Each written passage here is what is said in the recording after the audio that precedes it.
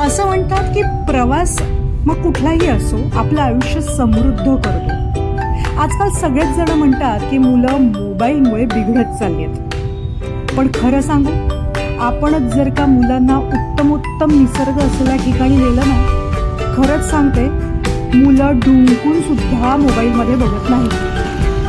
गांधी जयंतीची सुट्टी होती माझ्या नवऱ्याला आणि सानवीला, म्हणून आम्ही पटकन प्लॅन केला तो माळशेज घाटात जायचा. आणि सकाळी पटपट आवरून आम्ही आमच्या प्रवासाला निघालो सुद्धा.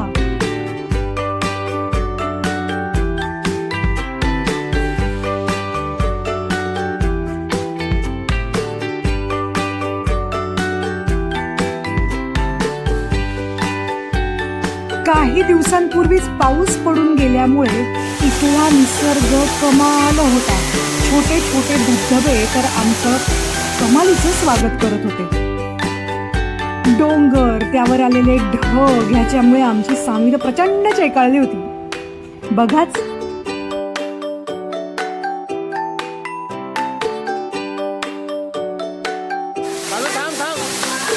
सानवीच कशाला, मी सुद्धा पाणी बघितल्यावर अक्षरशः लहान मुलांसारखी उड्या मारायला लागले.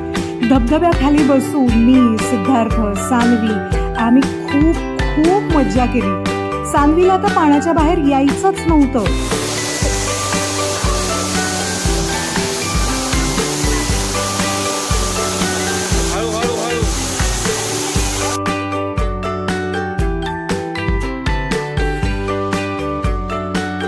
सानवीच्या बरोबरीने आम्ही सुद्धा तिच्याच वया इतके लहान होऊन आम्ही सुद्धा पाण्यामध्ये भरपूर मज्जा केली. सानवीला कसं बसं बाहेर काढून की आता आपण परत येऊया असं एक छोटंसं आमिष दाखवून आम्ही तिला पाण्याबाहेर काढलं आणि मग एक वेगळीच कमालीची ऊर्जा घेऊन आम्ही निघालो आमच्या परतीच्या प्रवासाला.